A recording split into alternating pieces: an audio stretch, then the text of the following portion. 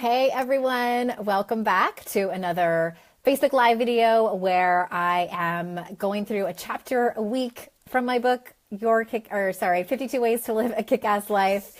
And this week I am talking to you about how to cannonball out of your comfort zone. And I am going to give you a tool on how to do that so you can be happier, so you can feel better, and so you can feel more confident. So before I jump into that, I would love for you to type into the comments and tell us where you are from. I don't know if you're here in the States or you're from somewhere totally in another part of the world. I am from San Diego originally, and I'm over here on the other side of the coast in North Carolina, but I would love to hear where you are from. And whether you're watching the replay or you're watching this live, go ahead and tell us. And if this is the first time you are ever seeing me, if you're like, who is this lady? My name is Andrea Owen, and I am the founder of Your Kick-Ass Life, where I help high-achieving women find happiness and find courage and find confidence. And I am also the author of this book, 52 Ways to Live a Kick-Ass Life, where I am breaking down a chapter a week. And this week we are on week 2, and we're talking all about cannonballing out of your comfort zone. I see some of you are commenting about where you're from. I'm going to go ahead and reply to the comments at the very end of this video, so stick around. So everyone knows what a comfort zone is, right? Comfort zones are the thing that we all have. We love comfort zones. They are safe. We don't terribly like change all that much. Change can be scary, and therefore, as humans, we like safety and certainty. So we all have comfort zones that we like to stay in. And as you know, if you are a fan of personal development at all, you know that real change comes from stepping out of that comfort zone. So I have a couple of things that I'm going to talk to you about how do we actually do that. And I'm just going to read real quick a quick excerpt from my book. This is from page 16. What is something you want to do that is out of your comfort zone? What is the real reason that you haven't done it? If it's really, really something that you want. And as my job as a life coach is to ask these big, powerful questions. And those are two big ones. What is something you want to do that is out of your comfort zone? And what is the real reason you haven't done it? If it's really something that you want to do. And some examples, like some common examples might be like, maybe you are single and you want to start dating again. Maybe you want to write a book. Maybe you want to move out of your hometown. Maybe you want to change careers. Maybe you want to have a child or adopt a child. There's so many different things that can be big or small that you want to do that you just haven't done it yet.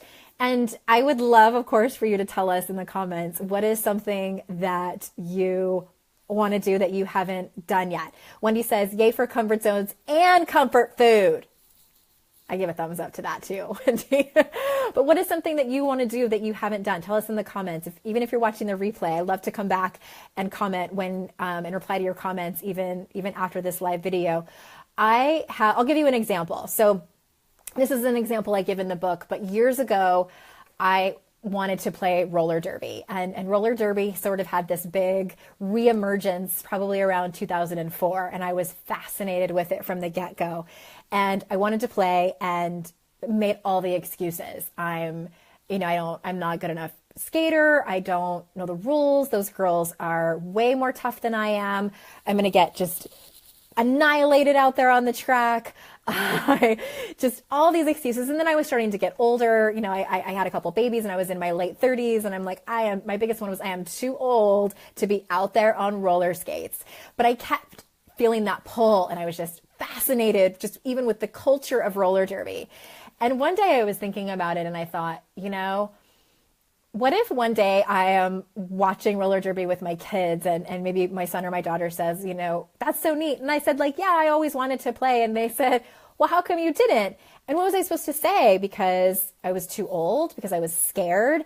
And that really got me thinking about just the whole concept of comfort zones and fear in general. So just so you know, I did go out and played roller derby. I tried out for a league. And I did it. I skated under the name Veronica Vane. I was terrified. I was old enough to be some of the girls' mothers. I was 37 and some of the girls were in their very early 20s, but it was great. And I'm so glad that I had the opportunity to do it. And I want to talk to you about fear, because it's not like I waited to play roller derby until my fear was gone, or I took some like magic pill to make my fear go away. I was still afraid. I was afraid when I walked up to one of the girls during one of they call them bouts when they have like games. And I said, "Hi, do you have tryouts?" Like, I was terrified even to do that, to have this conversation with this woman. I was terrified the first day of practice. So what are your fears around whatever it is that you want to do? It might be you are afraid of failure. You're afraid of looking stupid. You're afraid of messing it up. Sometimes it might be you're afraid of success. Whatever your your thing that you want to step out of your comfort zone is, you might be thinking, what if it all works out? What is that going to mean if it works out and it's successful? There's might be a whole new level of visibility, a whole new level of vulnerability that you'll have to face when you do that. The fears can be endless, and fear can be sometimes complicated, and it can be very unique to you, whatever that is. But definitely fear fuels your excuses. And every time you're making an excuse about not doing your thing that you want to do, that's your fear. And we all have it. None of us are exempt from it. And so here's where the tool comes in that I want to teach you. And this is the part where you might want to get out a piece of paper and a pen to write it down, because I'm a big fan of acknowledging your fear. And when we don't do this, the fear just kind of swirls around in our head and it just stays there. Sometimes it's a little bit unconscious, but it just is festers and it doesn't go anywhere. A lot of times when we write it out or we talk it out and tell our fear story, it can lose its power. And we think like, well, actually, maybe that is a catastrophic thing, a story that I'm making up, and it's really not that big of a deal. Maybe that worst case scenario isn't going to happen. Who knows? But I think there's so much power in just acknowledging it. And this is not an invitation for you to tell your fear that you hate it or tell your fear to piss off. Your fear is a part of you, and your fear really is just like a biological mechanism that's trying to keep you safe. It's like, if there were saber-toothed tigers around, it would be really helpful, but it's like the old lizard part of our brain that's just trying to help us out. But sometimes it has a really poor way of communicating. Sometimes it is the thing that is holding us back. So the step is to write out your fear story. What exactly are you afraid of? Acknowledge it. I know if you've read Elizabeth Gilbert's Big Magic or listened to any of her podcasts, she's a big fan of writing your fear a letter. And I think that can be a great tool. Dear fear, here's where I want to thank you. Thank you for keeping me safe about this. Thank you for keeping me paying attention to that. You have served me well in that form. However, and then that's when you get to talk about the fear part that isn't serving you and how you want it to maybe shift or change, or I'm going to go ahead and do this and I'm going to be okay. So maybe it's sort of like a love letter of sorts that you write to fear. I think any way that you go about it, writing about your fear can be helpful. But again, just the caveat of you don't have to hate it. I often say, when we do this work of personal development, especially when we are having conversations or working on our inner critic, that inner chatter that has to do with fear, we can tend to get really angry at it. But I always tell people, like, you've been at war with yourself about this for a long time. You can take the boxing gloves off. You don't have to fight fire with fire.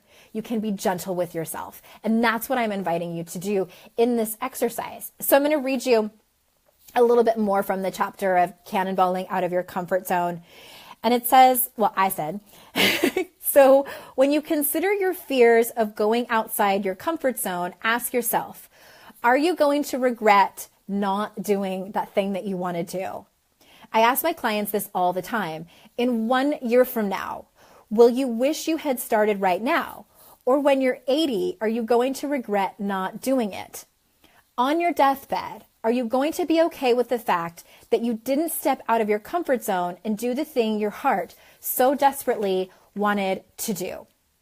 And that's a big question. And I think that it's hard sometimes to look so far into the future and think like, well, am I going to regret it? I don't know. But I think even if you could just sort of sit with that for a little while and pay attention to what happens. And I want to read you just one more excerpt from the end of this chapter. The thing is, many times the excuses come up because the things out of our comfort zone seem so big and so scary, and they very well might be. But if you look at the whole entire mountain, you'll always be scared and maybe try to get out of climbing it. Instead, just look at the first step. The first step might be doing a simple Google search to research something or telling someone about it. And that's what I really want to leave you with is when we think about, climbing Mount Everest is a great example of that. Like if you stand at the bottom of Mount Everest and you're looking up at it and you think like, there's no way I can climb this. And I know this is very cliche, but like, what is it? Every great journey begins with the first step. So what is your first step? Like for me, when I wanted to play roller derby, it was about going to one of the bouts and checking it out and like saying like, do you guys have tryouts? I didn't have to go to the tryouts, like I didn't have to decide like, yes, I'm going to do this. I'm going to be a champion. I'm going to go to the world championships. I'm going to, get the trophy. No. It was just like, okay, Andrea, like, can you go and just ask them about tryouts? Can you talk to them and see what happens? That was the very first step.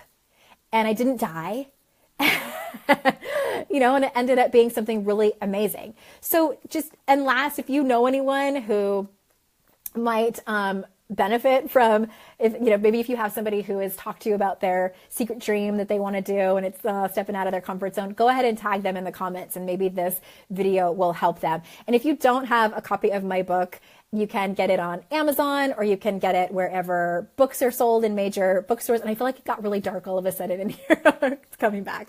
But it's 52 Ways to Live a Kick-Ass Life. It's also on audiobook. It was released on audiobook last week, so that was really exciting. You can get it on Audible. And that is about it. So let's see, who is on her live? Krista is on her live. Oh, sorry, I didn't mean to put my big finger in front of you. But I saw Rebecca is here, and I'm going to see where y'all are from. So Wendy, where's that? Cambridge, Massachusetts. I'm trying to do this with my left hand and it's not working very well. Wendy is from Canada, eh? And Rebecca is here from Ohio. Hi, Rebecca. And yes to comfort food. Kate says she's scared to go back to university after 2 years off. You know what, Kate? All right. So I did this exact same thing. I went back to school. If any of you know my story, I kind of floundered around for a long time after high school. I didn't know what I wanted to do and then took a lot of time off, then went back in my late 20s. So I've been back to school twice. Went back to school in my late 20s to finish my degree. And then in the middle of that, my whole life exploded and fell apart. And I won't go into the details of that. But my plan was to take one semester off, which turned into 2 years off. And then I got married and was pregnant with my second child and was like, I need to go back and finish my degree. I really wanted to. It was something that I wanted to do. So I went back and I was 33. I think I was 33. I was pregnant with my second kid and went back and finished. And it was not easy with two small children. I know probably a lot of people watching this video have done the same thing, have gone back to school after maybe an even longer hiatus. And so my invitation to you, Kate, is to write down your fear story. Like, what are you really afraid of? And I think there can be so many things for you, but I think it can be really helpful just to write that out, like write your feelings out and sometimes it just disempowers your excuses. So let us know how that goes. And Colleen says, my fear is I'm just not good enough, imposter syndrome, etc. When I do what I'm scared of and I'm usually successful, so that doesn't make sense or serve me. Yes, Colleen, the whole concept of the imposter syndrome, I think that actually is a chapter in this. I have to look. There are 52 ways of them. I kind of forget sometimes, but in my new book that's coming out next year, I have an entire chapter on the imposter syndrome. And you know what I'm going to do, Colleen, is I have a podcast interview that might help you a lot. I'm going to drop that in the comments when this is over. And it's so complicated, and I would love for you to, it can be complicated. I don't want to say it's so complicated. I would love for you to do that exercise too, of like, what is your fear story? What are you really afraid of? And what might happen is that it kind of loses its power after a while, but it might not. So again, I hope that podcast episode is helpful for you. I'll drop that in a little bit here. And let's see. Whoops. Oh, sorry, guys. I need to find a better way to look at these comments. So Gladlerus, that's a beautiful name. My gosh. She says, I'm attempting to start a new career and I'm so afraid that I'm too old to be new at something when I should be an expert. Great question. And thank you so much for being honest and open about that. And I think that the most poignant word in that whole thing that you said is the word should. And I think that we all go through that whole thing of like shoulding all over ourselves, and that can be a real trap to fall into. What might be helpful for you is the exercise that I talked about, and for you to also, what I found is helpful is to make a list of all of, and you can do this in any part of your life, but I think especially for you, like what is the list of shoulds that you're putting on yourself? And to take that a step further, what you can do is look at it. Like if you're my client, I would say like make that list of all of the things that you should be. And then when you're done, I want you to ask yourself, who made that list? Was that Gladlerus? I'm so sorry if I'm saying your name incorrectly. Is that your highest, biggest, most wisest self, your best self making that list? Or is that your inner critic? Is that the scared, small part of you that we all have? Is that the scared, small part of you making that list of shoulds? Because I have a feeling it's the latter. And it can be helpful to write it all out and to make that distinction. And if it was, you can also take it a step even further. Like, what if that wisest, best, most kick-ass part of yourself was in the room? Or maybe like it's your best friend. Or, I do this exercise sometimes because people have a hard time connecting to their wisest part of themselves, or maybe they don't have a best friend. It's like, do you have a pet? Do you have a dog? Your dog thinks the world of you. Your dog thinks that you are the bee's knees, that you are an expert at everything, that you can do anything in a new career. What would your dog have to say about that? What list would your dog make? And it's just another way to do the exercise. But I really do think that you guys, I mean, this can go for so many different parts of your life, because we all have these fears and like shoulds and well, yeah, buts and excuses but they're better than me and I'm too old, like all this BS like floating in our head. Get it out on paper. This is creativity. This is just getting it out, because if it's just swirling around, it's not going anywhere. It's like ricocheting off around your skull. Get it out through your hands and out your body, and you'll be amazed at how much your life can change doing that. So let us know how it goes. I would love for you to go and do that exercise and then come back and tell us how it went. So I don't know if I accidentally deleted someone's comment. I'm so sorry if I did. So Linda is from St. Louis. Hey, Linda. And Kim says, me too, starting a career at 52. Yes, I started a new career. The same way, just so afraid of not getting it right and messing it up, and still go with these battles and demons. And you are definitely not alone, any of you who are feeling this. So Wendy stepped out of her comfort zone and is homeschooling her oldest son. Yes, I have thought about doing that too, Wendy. And that is definitely stepping out of your comfort zone, doing something new. So thank you so much, all of you who have joined us, whether you're here live or you are watching the replay. If you're watching the replay, I would still love to hear what it is that where you're from, what it is that you are afraid to do, stepping out of your comfort zone. And again, you can get this at on Amazon or wherever books are sold. And join me every week. It's going to be most Thursdays at noon Eastern time. I'm going to be tackling a different chapter every week. If it's a different time, then I will let you know. And I'm pretty sure, I'm not a Facebook expert, but I'm pretty sure that if you're on my main Facebook page, if you hit the follow button, you'll get notifications when I go live. So if you happen to be on Facebook, then you can come and join me live and we can interact and have so much fun. So until next time, Ass Kickers, I'll see you out in cyberspace. Bye-bye.